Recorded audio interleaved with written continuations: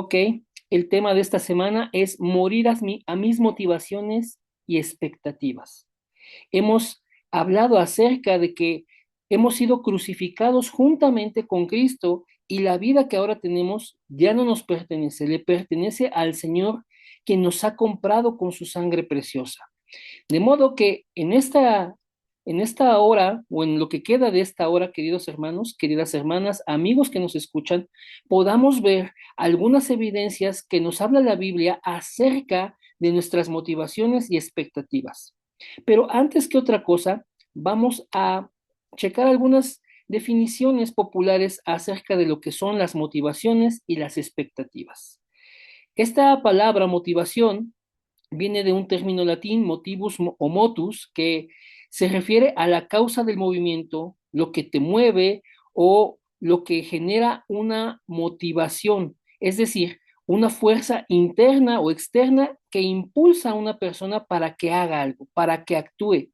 Es una, es un esfuerzo por alcanzar una meta, por alcanzar un objetivo. De manera coloquial diríamos el porqué de las cosas. La motivación es la raíz, la causa de las cosas. Las motivaciones que tiene el ser humano, amigos, hermanos que nos escuchan, es la raíz, la razón del por qué quiere alcanzar algo. Es lo que lo impulsa a moverse, es lo que lo impulsa a trabajar, es lo que lo impulsa a actuar, es lo que lo impulsa a tomar ciertas conductas o actividades a manera de alcanzar una meta. Y veamos lo que dicen los diccionarios acerca de las expectativas. Y también es un término latín eh, que significa espera o sobremirar o sobreobservar, ¿no? Es estar viendo, es estar visualizando. Y esto se refiere a la esperanza o la posibilidad de que algo ocurra o que podamos alcanzarlo, que podamos conseguirlo. Las expectativas son, por tanto, creencias o ilusiones o deseos que se han generado en nosotros por diversos factores, pero sobre todo internos. Es decir, tú estás con una expectativa, cuando decimos eso, cuando tú estás con una expectativa, estamos diciendo que tú estás estamos esperando algo porque lo hemos soñado, lo hemos planeado, lo estamos anhelando. Entonces, referente a estas dos cosas, expectativas y motivaciones, vamos a ver algunos ejemplos que nos hablan precisamente de estas dos cosas, las expectativas y las motivaciones, para ver cómo es que el corazón humano actúa y en consecuencia podamos recibir, podamos tener la guía de la palabra de Dios. ¿Vamos bien hasta aquí? Sí, amén. Amén. Bien. Entonces, vamos a recordar el versículo con el que hemos estado desarrollando los mensajes en esta serie, que es Gálatas 2:20. Con Cristo estoy juntamente crucificado y ya no vivo yo, mas vive Cristo en mí. Y lo que ahora vivo en la carne, lo vivo en la fe del Hijo de Dios, el cual me amó y se entregó a sí mismo por mí. Es necesario que estemos recordando este pasaje, este versículo, para que nosotros tengamos bien claro que ya no vivimos nosotros a la vida pasada que teníamos, a la vida pasada que llevábamos. Hemos muerto, hemos sido crucificados con Cristo y lo que ahora nos permite vivir el Señor, lo vivimos en la fe de nuestro Señor Jesús. ¿Por qué? Porque Él nos amó y se entregó a sí mismo por nosotros. Si Él vive, es la razón por la que nosotros vivimos. Y si Él vive, ahora nosotros vivimos para Él, porque Él murió y resucitó para darnos vida a nosotros. Pero referente a este tema, las motivaciones y las expectativas, morir a ellas, les traigo esta lectura referente a nuestro Dios. Tú eres mi esperanza, Dios. Tú eres mi esperanza. Vamos a ver lo que dice Habacuc, el profeta Habacuc, en el último capítulo de su libro, que es el capítulo 3 y los versículos finales Le también. voy a agarrar un agua ¿Me ayudan con los y micrófonos, por allá favor? adentro. Muchas gracias. Bien, vamos a ver lo que dice el profeta Habacuc. Dice capítulo 3 versículos 17 al 19. Aunque la higuera no florezca, ni en las vides haya frutos, aunque falte el producto del olivo, y los labrados no den mantenimiento, y las ovejas sean quitadas de la majada, y no haya vacas en los corrales? Con todo, yo me alegraré en Jehová y me gozaré en el Dios de mi salvación. Jehová, el Señor, es mi fortaleza, el cual hace mis pies como de ciervas y en mis alturas me hace andar. Regresaremos a este versículo al final del tema para explicar un poquito acerca de cuál es la esperanza del profeta Habacuc y cuál es nuestra esperanza. Avancemos entonces. Vamos a un primer ejemplo y miren, aquí les cito el Evangelio de Juan con este subtítulo, ¿no? La necesidad inmediata.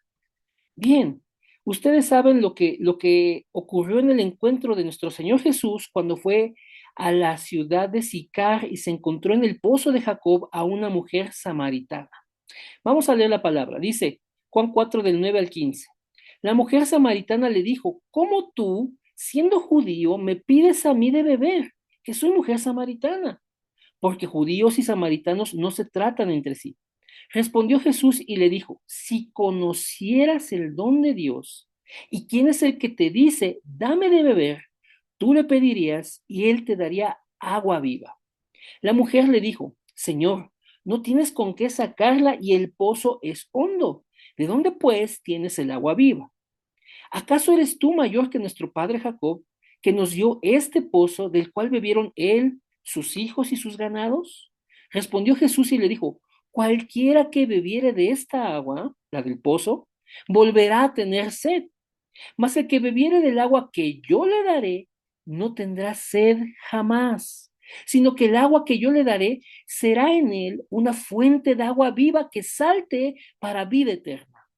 La mujer le dijo, Señor, dame de esa agua para que no tenga yo sed, ni venga aquí a sacarla. Bien, usted sabe la historia de este pasaje. Usted sabe que Jesús fue y predicó en este lugar y que hubo gente que creyó en él, creyeron que que él era el Cristo por el testimonio de esta mujer y porque después todos se reunieron para escuchar a Jesús. Pero en esta historia, en este diálogo que Jesús tiene con esta mujer samaritana, la mujer fue a mediodía. La Biblia nos dice que esto fue a mediodía. Pero sabemos que el ir a sacar agua de un pozo era un trabajo que se hacía tempranito, porque el sol no pegaba tan fuerte y entonces medio mundo acudía a los pozos temprano para sacar agua, porque era un trabajo arduo, porque era una distancia que se recorría del pozo a las comunidades. Y entonces, pues era mejor hacerlo temprano para que no te cansaras, no te agotaras con el sol tan fuerte del mediodía. Pero esta mujer sabemos nosotros por el relato de la historia que ella iba a mediodía cuando nadie iba más a sacar agua, porque ella tenía un pasado que no era positivo, que era motivo de señalamientos, motivo de que la gente hablara de ella. ¿Por qué? Porque tenía 5 maridos, bueno, más bien había tenido 5 maridos y la persona con la que ahora vivía, ese hombre, no era su marido. De modo que esa mujer, escondiéndose de las demás personas, iba a mediodía a sacar agua de ese pozo. Pero cuando Jesús se encuentra con ella, le pide agua, pero ella la reconoce a él como un hombre judío. Y entonces dice, no nos llevamos entre judíos y samaritanos, ¿por qué me pides que yo te dé agua? Y aquí es donde entra Jesús diciéndole que si conociera el don de Dios y quién es el que le dice, dame de beber, tú le pedirías y él te daría agua viva. Y la mujer comienza esta conversación con nuestro Señor Jesús, que es una conversación realmente teológica, hermanos. Y entonces llega al punto en donde dice, si tú eres mayor, o sea, si tú eres más grande que Jacob, ya no lo ve como un judío, ahora lo ve más grande que Jacob, pues yo quiero saber de dónde tú tienes esa agua viva. ¿Por qué? Porque el pozo es hondo y yo no te veo un balde, yo no te veo una cubeta, de modo que, ¿cómo es que la vas a sacar? Y ella está esperando que le dé agua física, que le dé un agua literal como la que conocemos, como la que bebemos, pero que le quite la sed, porque en su corazón ella no quiere hacer ese trabajo a mediodía, cuando el calor es fuerte.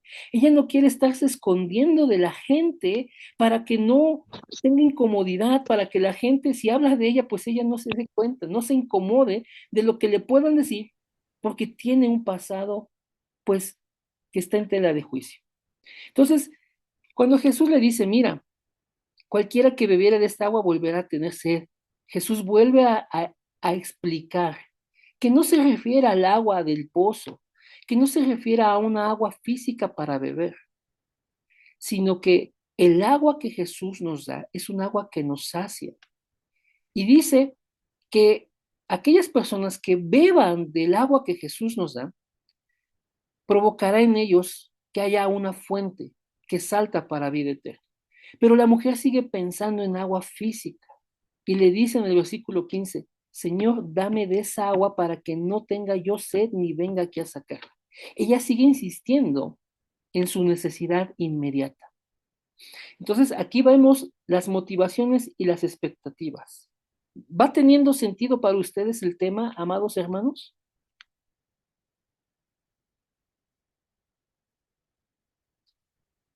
Sí, amén. Amén. Bien, entonces podemos ver la motivación de la mujer samaritana. Ella no quiere ser vista, ella no quiere encontrarse con nadie, no quiere ser puesta en incomodidad, no quiere incluso confrontarse con su pecado, ni con la vida que ha llevado. Y entonces cuando se encuentra con Jesús, lo que ella quiere resolver, su expectativa es resolver su sed, resolver el trabajo de sacar agua. Ya no quiere tener que hacer eso.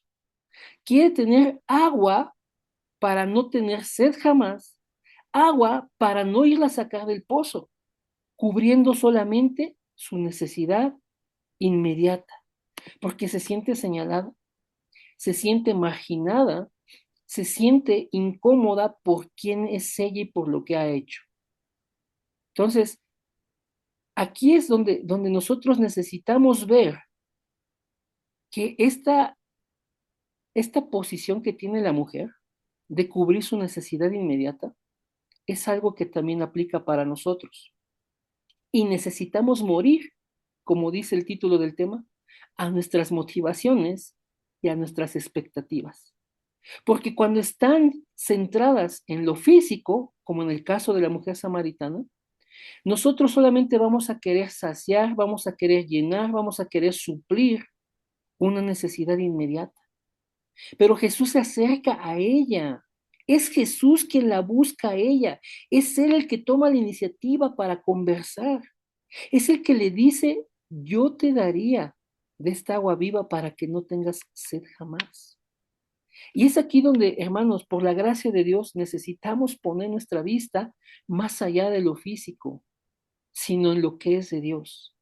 Necesitamos elevar nuestra vista de nuestra necesidad inmediata que queremos suplir, que queremos que sea satisfecha y poner los ojos en lo que Jesús quiere hacer por nosotros. ¿Tiene sentido, hermanos, el tema? Amén. La mujer está muy aferrada al tema de tener agua, de ya no sacarla del pozo. Y a veces así somos nosotros. En el afán de querer cubrir nuestras necesidades, no estamos viendo lo que Dios quiere hacer por nosotros ni tiene para nosotros. O sea, no lo estamos viendo.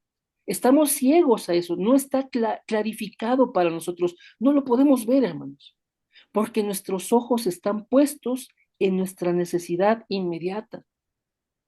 Entonces, actuamos conforme a nuestras motivaciones y expectativas. Ella lo que quiere es tener agua. Y como no quiere hacerlo temprano con las demás personas, lo hace en medio de las actividades a las 12 del día. Pero ahora tiene la gran oportunidad de conocer a Jesús y que toda su vida sea saciada. ¿Vamos bien hasta aquí?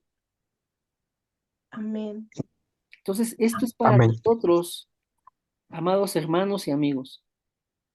Pongamos nuestros ojos no en la necesidad inmediata, sino en lo que Jesús nos quiere dar, en lo que Jesús quiere hacer por nosotros. Muramos a nuestra motivación y expectativa que está centrada solo en lo físico. Vamos a avanzar con otro ejemplo. Vean, aquí hay otro subtítulo, por encima de los demás. Y vemos este pasaje de Marcos 10, del 37 al 43, que también se encuentra en el Evangelio de Mateo. Es una petición que le hacen Jacobo y Juan, y que incluso incluyen a su mamá para que vengan con Jesús les conceda lo que quieren. Vean, hermanos, dice, ellos le dijeron, concédenos que en tu gloria nos sentemos el uno a tu derecha y el otro a tu izquierda. Entonces Jesús les dijo, no sabéis lo que pedís. ¿Podéis beber del vaso que yo bebo? ¿O ser bautizados con el bautismo con que yo soy bautizado? Y ellos dijeron, podemos. Jesús les dijo, a la verdad del vaso que yo bebo, beberéis. Y con el bautismo con que yo soy bautizado, seréis bautizados. Pero el sentaros a mi derecha y a mi izquierda no es mío darlo, sino aquellos para quienes está preparado.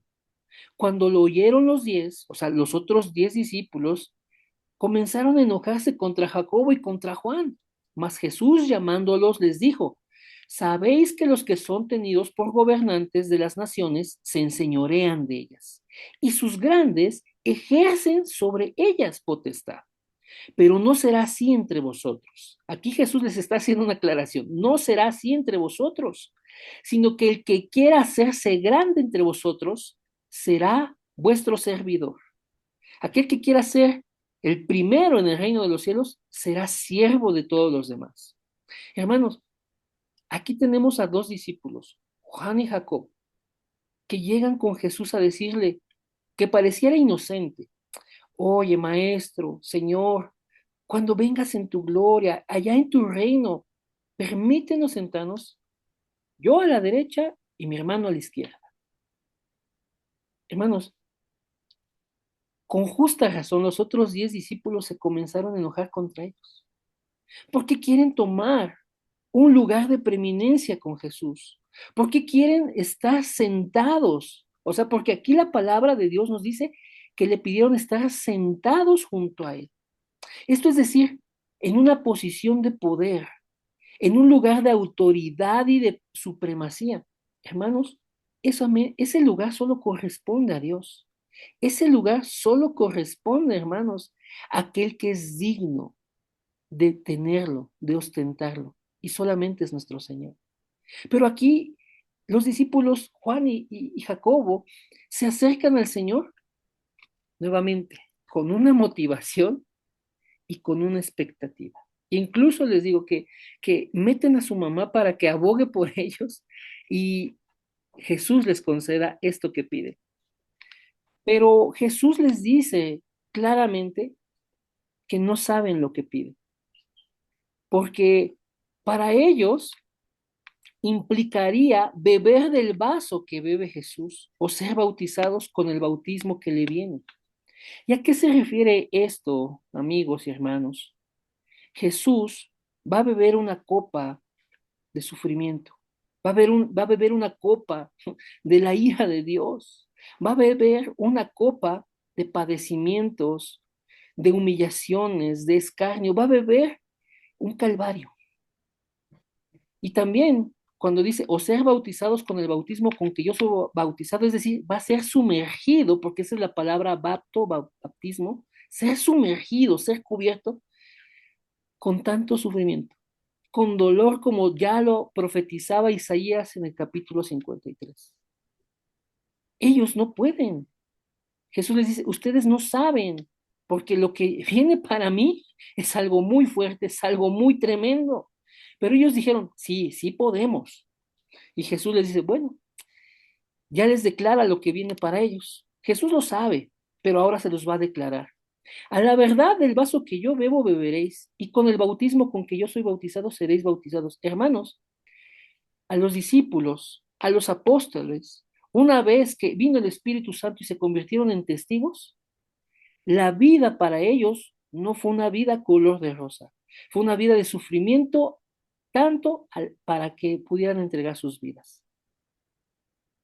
Tanto Juan como Jacobo bebieron, bebieron de la copa y fueron bautizados, porque ellos recibieron penalidades, recibieron persecución, recibieron tribulaciones, recibieron castigo, recibieron, hermanos, lo que Jesús hizo por todos nosotros.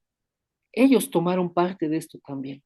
Ellos vivieron en carne propia la penalidad, pero primeramente se habían acercado con un corazón motivado por estar encima de los demás. Por eso este subtítulo, por encima de los demás. Con un corazón, con una motivación de tener un lugar que claramente Jesús dice, a mí no me es dado darlo, pero está preparado para alguien. Y podemos verlo más adelante en el libro de Apocalipsis, que Jesús le dio lugar preeminente a sus 12 apóstoles y llevan los cimientos de la ciudad los nombres de los 12 apóstoles. Hermanos, pero tenía que haber un proceso de transformación, un proceso donde fueran a la imagen de Cristo. Pero ellos se acercaron con una motivación para estar por encima de los demás. Y esperaban que Jesús se los concediera. Porque la condición que Jesús les dice, ¿pueden ustedes beber del vaso? ¿Pueden ustedes ser bautizados? Ellos dijeron, podemos. Esto nos habla de que por encima de lo que Jesús les estaba diciendo, ellos estaban aferrados a conseguir eso. ¿Vamos bien hasta aquí? Amén. Entonces, Amén. muchas veces, hermanos, hermanas, amigos que nos escuchan, tenemos la misma motivación y la misma expectativa que Juan y Jacobo. Queremos figurar, queremos brillar, queremos ser el centro de atención, queremos el foco sobre nosotros, queremos un lugar de preeminencia y de autoridad. Pero Jesús aclara en el versículo 43, no va a ser así como ustedes acostumbran ver, que los gobernantes de las naciones se enseñorean sobre ellas, que sus grandes ejercen sobre esas ciudades, sobre esos reinos, potestad. No va a ser así. Ustedes no entienden esto, pero no va a ser así. El que quiera hacerse grande entre vosotros será vuestro servidor. El que quiera ser el primero en el reino de los cielos tendrá que ser el siervo de todos. Hermanos, este es el punto. La grandeza está en el servicio. Necesitamos morir a esas motivaciones y expectativas erradas, de verdad erradas. Eh, Recientemente un hermano con el que hemos tenido aposentos me comentaba de un chico que había sido mal motivado y ahora tenía expectativas erróneas, porque en su congregación le dijeron que él iba a ser líder y varias cosas, posiciones y cargos, y todo lo empezó a hacer por alcanzar ese puesto. Y oh my God, pues nada, no estaba preparado. Como dice la palabra en 1 Timoteo, que no sea un neófito, porque si no puede caer en condenación, puede caer en lazo del diablo, porque se envanece. Y esto es lo que ha sucedido con este muchacho, porque no entiende que el servicio es lo que desea el Señor para su iglesia, que aquel que quiera ser grande será el siervo de los demás. Hermanos, necesitamos revisar verdaderamente nuestras motivaciones y nuestras expectativas. Aquel que quiera hacerse grande será nuestro siervo. Hermanos, pero sí los invito a que podamos servir con un corazón honesto, un corazón genuino, un corazón sincero delante de Dios, por amor a Él, por gratitud a Él, no por querer figurar, no por querer estar como centro de las conversaciones, como alguien que brilla en la congregación. No, hermanos, con humildad sirvamos a nuestro Señor. ¿Vamos bien? Amén. Vamos a avanzar, hermano. Amén. Bien. Ok. Bueno, aquí tenemos otro título, otro subtítulo, no sé cómo le llama usted, que las condiciones mejoren.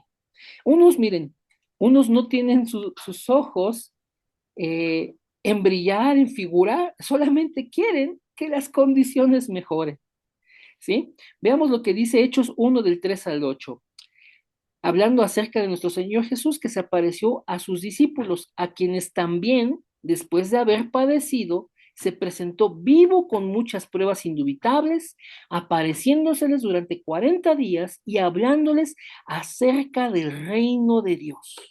Esto es lo que hace Jesús, se presenta vivo, con pruebas de que está vivo, con pruebas de que ha resucitado y son innegables esas pruebas. Pero se les aparece con el objetivo, con la finalidad de darles a conocer el reino de Dios. Los entrena por 40 días, les habla acerca de en qué consiste el reino de Dios.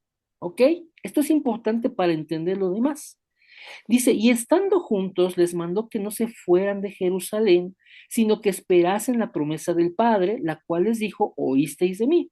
Ustedes saben cuál es la promesa del Padre, el Espíritu Santo. Porque Juan ciertamente bautizó con agua, mas vosotros seréis bautizados con el Espíritu Santo dentro de no muchos días. Entonces los que se habían reunido le preguntaron, diciendo, Señor, ¿restaurarás el reino de Israel en este tiempo?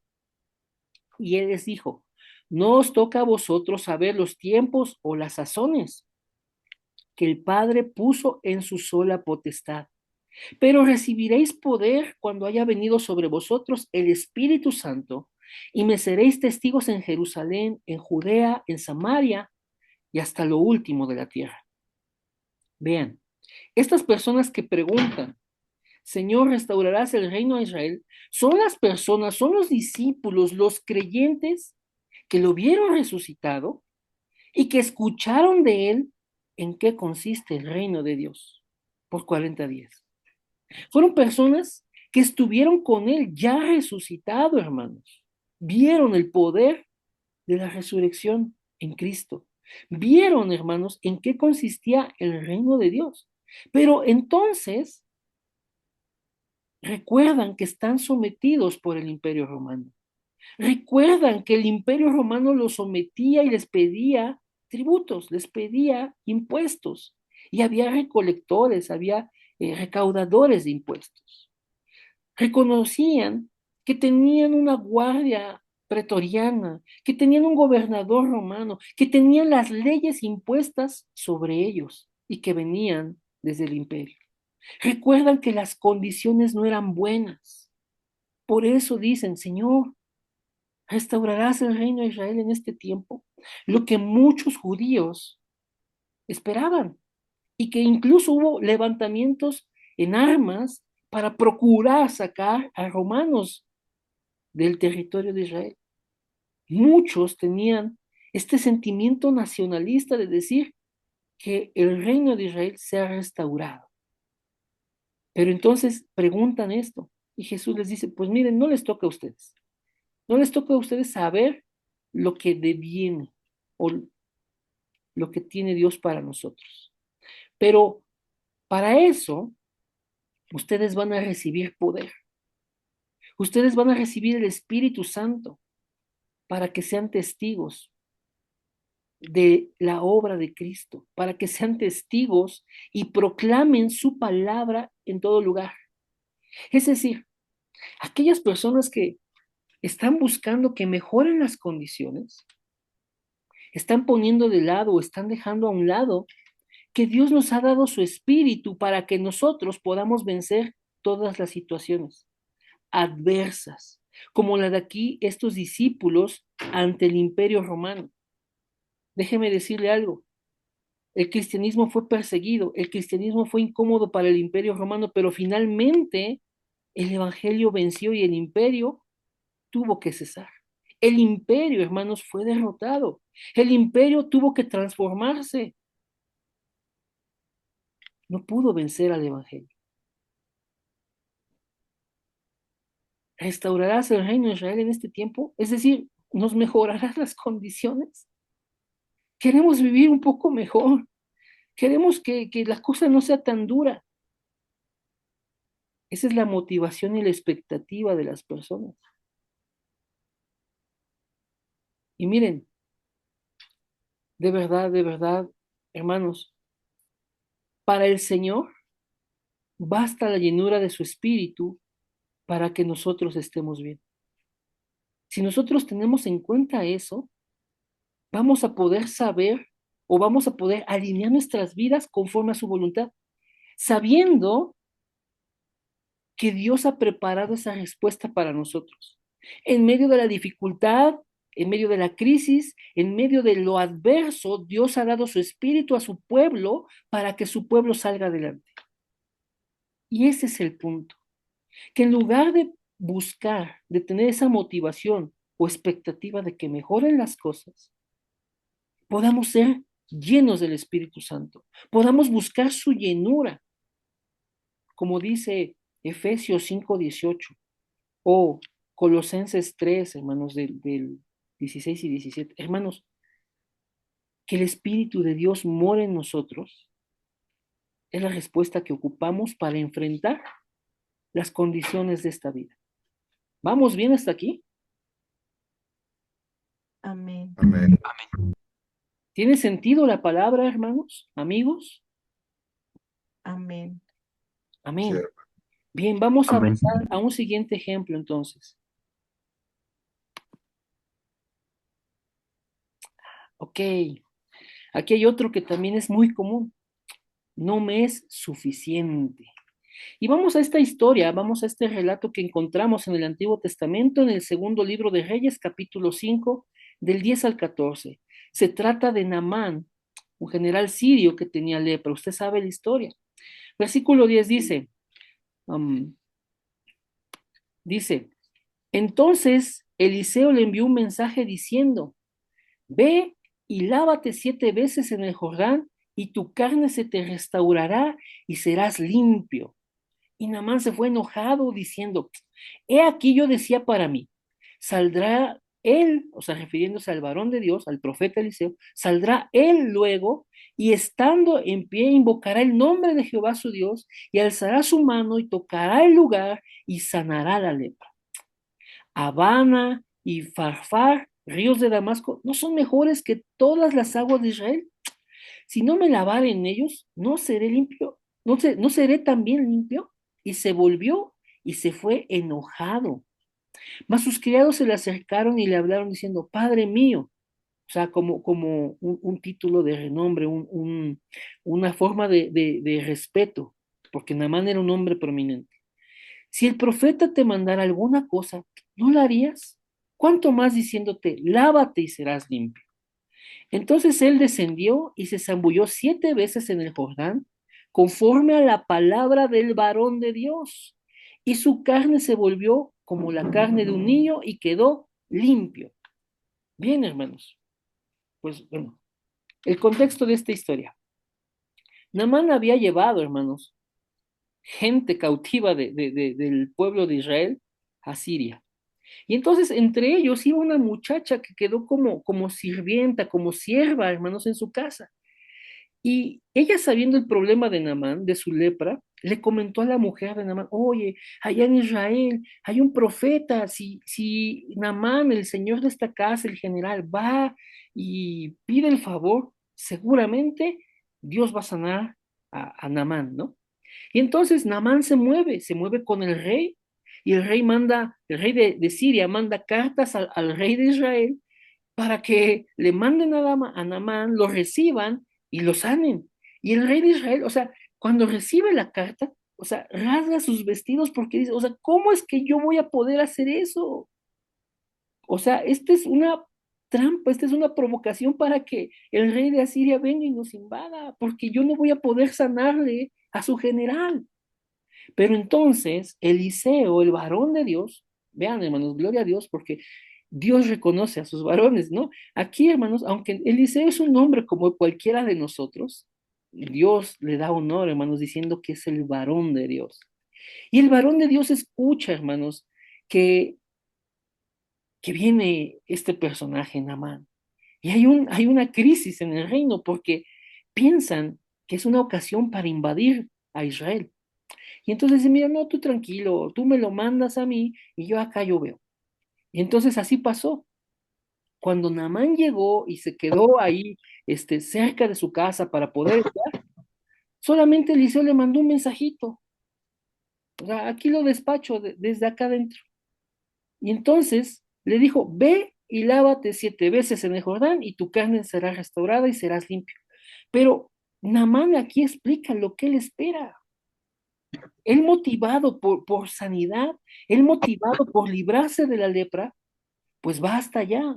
Hizo muchas cosas, llevó incluso muchos regalos, llevó una fortuna en regalos. Y entonces Naamán sencillamente esperaba que lo recibieran muy bien y que el varón hiciera una ceremonia prácticamente para invocar a Dios y que Dios sanara a Naamán. Pero bueno, Naamán se va enojado. Naamán desprecia lo que el varón de Dios le dice. O sea, ¿por qué me voy a ir a lavar allá? O sea, hay hasta ríos mejores. Pero sus criados le dicen, bueno, si el varón de Dios, si el profeta, no te mandara alguna cosa, ¿a poco no la harías? A eso has venido. Entonces, ¿cuánto más si te dijo ya, lávate y serás limpio? O sea, no te está diciendo algo fuera de este mundo, no te está pidiendo una cosa difícil, que aun si te la pidiera, tú lo harías. Namán recompone el camino, va al Jordán, se zambulle, se lava 7 veces.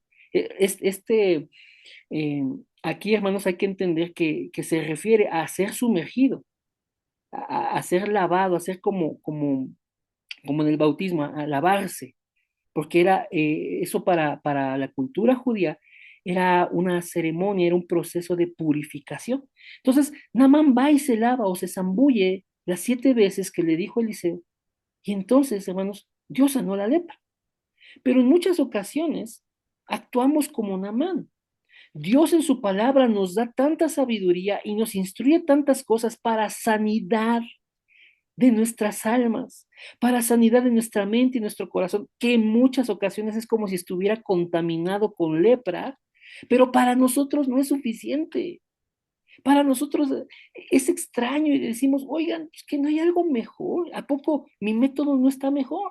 ¿A poco yo no tengo también oportunidad de zambullirme como en ríos mejores de Damasco, como Abán y Farfar? Y tomamos esta actitud, hermanos, de decir, Dios me dice esto, pero para mí no es suficiente. Creo que yo tengo un plan mejor. Y pecamos de esa manera. ¿Se entiende esta parte, amados hermanos? Amén. Amén. Estamos despreciando lo que Dios nos dice, porque tenemos una motivación y esta es válida, ¿no? O sea, queremos ser sanados. Sí, está bien. ¿Y Dios lo puede hacer? Sí, lo puede hacer. ¿Y confiamos en su misericordia para que lo haga? Sí. Pero a veces, de verdad, lo que el Señor nos indica, lo que el Señor nos da en su palabra, muchas ocasiones, de verdad, para nuestro corazón no es suficiente. Y entonces empezamos a buscar, sí, la palabra de Dios, pero también esto, otra cosita que me ayude, otro complemento. Y andamos queriendo ayudarle a Dios en cosas que Dios no nos mandó, de las cuales ya Dios entregó la respuesta. Ya Dios mandó su bendición, ya Dios nos dijo qué hacer y Dios está obrando para ello, pero para nosotros eso no es suficiente. De verdad, hermanos, necesitamos morir a esas motivaciones y expectativas como las que en este caso vemos en Naamán. Qué bueno que sus criados le dijeron, oye, hazlo. Y entonces él lo comprobó yendo al Jordán, obedeciendo la palabra del varón de Dios, y entonces recibió su sanidad. Y hermanos, literalmente, esa es la respuesta para nosotros. Puede que no tenga mucho sentido en un principio, lo que nos indica la palabra. Puede que no tenga valor, hermanos, y esto de verdad sería peligroso tenerlo en nuestro corazón. Pero si Dios por su gracia nos permite comprender qué necesitamos para nuestras vidas, para nuestro corazón, nuestra mente, nuestra alma, tomemos su dirección, tomemos su palabra, vayamos sobre lo que Él nos dice, que entonces, hermanos, recibiremos el bien que Dios nos ha prometido. No tengamos este corazón duro para no creer lo que Dios nos dice a través de su palabra, para que nosotros no actuemos como Naamán y la palabra de Dios sea insuficiente o no sea suficiente para nosotros. ¿Vamos bien? Amén. Amén. Pues miren, hermanos, hay tantos ejemplos en la palabra de Dios. Podemos citar a Elías, que hizo cosas con tal de quedar bien con el rey de Israel. Podemos citar a Ananías y Zafira, que tentaron al Espíritu Santo.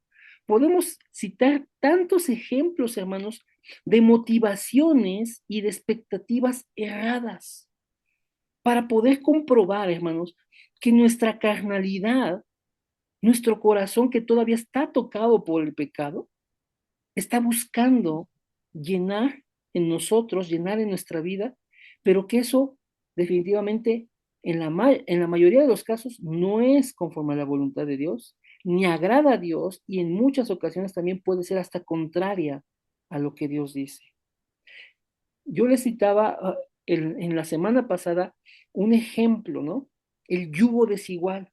También, hermanos, esa es una motivación, el estar con alguien, con una pareja, encontrar de parte de Dios a alguien, eso es bueno. Pero a veces la gente desespera y entonces comienza a buscar a otras personas, comienza a buscar de entre los inconversos, entre los no creyentes. Hermanos, la motivación es correcta, querer estar con alguien, pero de repente como no ven el resultado, no ven la bendición de tener una pareja, van y toman de entre el mundo, van y toman de entre los incrédulos. Y entonces esa motivación ya no es correcta, ya no es eh, legítima a los ojos de Dios, porque estamos tomando nuestro propio camino. Y la expectativa que era sana a los ojos de Dios, termina siendo una expectativa de verdad insuficiente, que no tiene lugar, hermanos, en la obra de Dios. Entonces, tengamos cuidado de verdad de qué tenemos en nuestros corazones, qué expectativas, qué motivaciones, porque necesitamos alinear todo esto a la voluntad de Dios, a lo que Él ya nos reveló en su palabra, hermanos, y entonces podemos estar seguros de que nuestra vida tiene un buen rumbo, de que nuestra vida está segura en manos de Dios. Y bien, les había comentado que íbamos a regresar hacia el final del mensaje al texto de Habacuc. Permítanme regresar aquí. Aquí está. Habacuc. En el tiempo de Habacuc, en el tiempo en que él profetizó, todo iba mal, hermanos. Todo iba de mal en peor. Todo estaba fuerte, todo estaba difícil. Pero él comprende, porque Dios habla con él, porque Dios le revela la palabra, comprende que aunque no haya nada, que aunque todo esté en contra, que el panorama puede estar muy oscuro, hermanos, con todo, él puede alegrarse en Dios. Él puede estar seguro y tener gozo de que Dios es su salvación, que el Señor es su fortaleza. Y vean la parte final del versículo 19, el cual hace mis pies como de siervas y en mis alturas me hace andar. No le pido que se revise un documental sobre estos animalitos, pero tienen la capacidad, hermanos, de que pueden andar en los terrenos más escabrosos, en los terrenos más difíciles, a una altura muy considerable. Dios le dio, hermanos, esta palabra a Habacuc con este símil, esta eh, figuración Cuando confiamos en Dios, cuando nos gozamos en Él, cuando nuestra seguridad está en Dios, somos como esos siervos que andan en los terrenos más difíciles, a alturas increíbles, y en medio de verdad, de, de un terreno casi imposible, hermanos, están ahí y andan saltando de un lado a otro y andan caminando como si nada. Y este es el punto, que Dios sea nuestra esperanza para que a pesar de que no haya nada favorable, a pesar de que el panorama sea terrible, nosotros podamos tener la seguridad y la esperanza en Dios. Para que nosotros seamos como esos siervos, de verdad, necesitamos renunciar, necesitamos morir a motivaciones y expectativas que no están dentro de la voluntad de Dios, a motivaciones y expectativas que son carnales, motivaciones y expectativas que son para nuestra propia satisfacción, pero en un deseo egoísta. Dios nos permita con su gracia morir a esas cosas porque nos vamos a ahorrar mucho dolor y aprenderemos sabiduría, hermanos, si nos despojamos de esos deseos, de esas motivaciones. Si recalibramos nuestras expectativas a lo que Dios desea para nuestras vidas.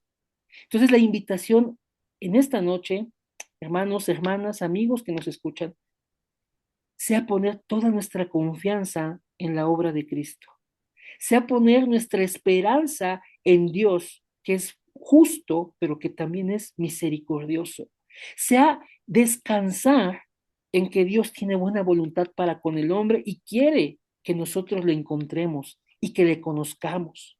Dios permite, hermanos, que podamos tener otras motivaciones y otras expectativas orientadas por su palabra, orientadas por su espíritu y entonces de esa manera tener una vida de agrado a Dios.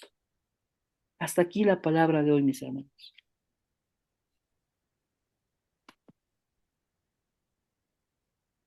Bien, voy a revisar aquí el chat, el tiempo se ha consumido. Am, no hay temas de oración. Si alguien tiene temas de oración, los puede ir escribiendo aquí. En lo que, si hay alguien que tenga fórum, que nos quiera compartir qué es lo que Dios les habló en este mensaje, va a ser de mucha bendición para todos los que escuchamos. Si alguien tiene fórum, si alguien nos quiere comentar qué es lo que Dios le deja en este mensaje, qué es lo que con lo que se quedan, hermanos, va a ser de bendición. Los escuchamos.